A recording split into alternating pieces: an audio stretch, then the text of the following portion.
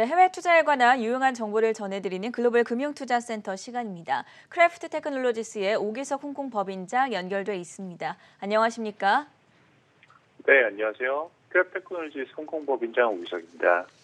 네, 지난주 금요일이었죠. 아마존이 7% 넘게 급락하면서 마무리가 됐는데 이런 하락이 이제 실적 발표가 어느 정도 마무리된 미국의 빅테크 기업들에게 주의보가 될 수 있을지 우려 섞인 목소리도 나옵니다. 여기에 대해서는 어떻게 분석하고 계십니까? 네, 아마존 같은 경우 이기의 상치 자체는 예상을 상회를 했지만 매출액 발표가 시장 예상보다 좀 안 나왔다라는 게 가장 큰 원인 중에 하나였고요. 시장 예상은 약 1,192억 달러 매출 예상을 했는데 이제 실제 나온 건 1,130억 불로 그치면서 이제 투자자들이 좀 실망을 했다라는 그런 부분. 이제 아마존 같은 종목 같은 경우는 이제 이익 자체보다 매출 성장이 더 중요한데 그 예상보다 매출 성장률이 좀 더뎌지는 게 아닌가, 아마존 시장 점유율이 좀 포화 상태에 다다르는 게 아닌가, 라는 이런 불안감이 조금 시장의 급락을 가져온 게 아닌가라는 생각이 좀 들고, 비슷한 케이스로 넷플릭스가 있는데 넷플릭스 같은 경우도 가입자가 증가세가 둔화되고 있고 또 일부 지역별로는 이제 감소가 나타나면서 주가의 악재로 영향을 그럼 미쳤던 상황입니다. 그 이번 아마존 급락 사태 같은 경우는 전반적인 시장의 센티먼트에 조금은 부정적인 영향을 그럼 미칠 수 있는 실적 발표였다라는 판단이 들고 있습니다. 이번에 실적을 발표했던 기업들의 향후 주가 흐름을 살펴본다면 기업별로 각기 다른 반응을 보이고 있는 것 같습니다.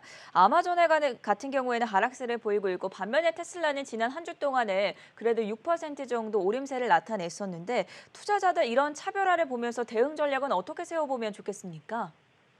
네, 그 차별화가 일어나는 상황이기 때문에 사실 대응하기가 예전보다 훨씬 더 많이 어려워진 것 같습니다. 쉬운 시장은 이미 마무리가 되었고 특히 작년 중반에서 올해 초까지 이제 모든 종목들이 한 방향으로 같이 움직이던 그런 상승장 혹은 하락장은 이런 패턴 자체는 좀 마무리되었다라고 봐야 될 것 같고요. 개별 종목별로 현재 이익 발표치가 아니라 또 향후 성장성에 좀 방점을 두는 이제 투자자들의 시각이 좀 일반화되고 있다라는 점도 주목할 만하고요.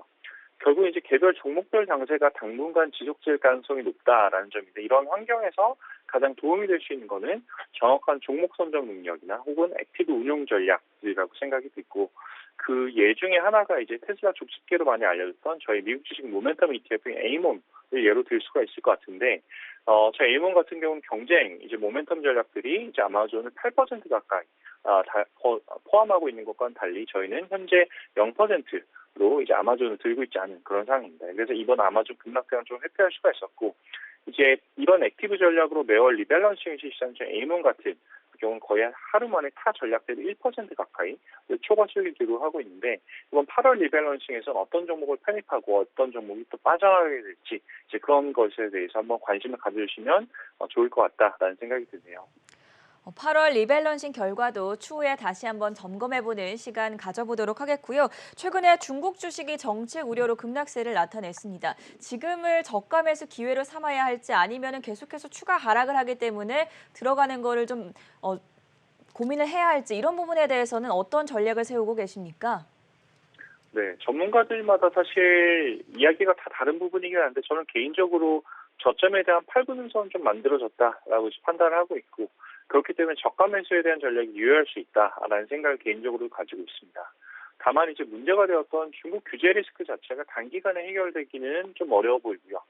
과거 이제 몇 차례 있었던 중국발 정책 규제들 같은 경우는 보면은 길면은 거의 1년 가까이 이 주가에 영향을 미치기도 했었었는데, 다만 현재 같은 경우는 중국 정부, 중국 국민들 입장에서 주식 시장인 그 은퇴 자산을 차지하는 규모가 굉장히 크기 때문에 문제를 길게 끌고 가기는 좀 힘들지 않겠냐라는 이제 제 개인적인 견해가 있고, 그리고 최근에 있었던 사실 이제 중국 시장에서 발견되었었던 급격한 심리 악화 또 마진콜로 인한 시장 급락 같은 경우, 특히 이제 이렇기 때문에 실적 대비 과도하게 하락한 이제 우량주 중심으로는 장기적인 관점에서 분할 혹은 적립식 투자가 여전히 유효할 수 있다라는 생각을 하고 있습니다.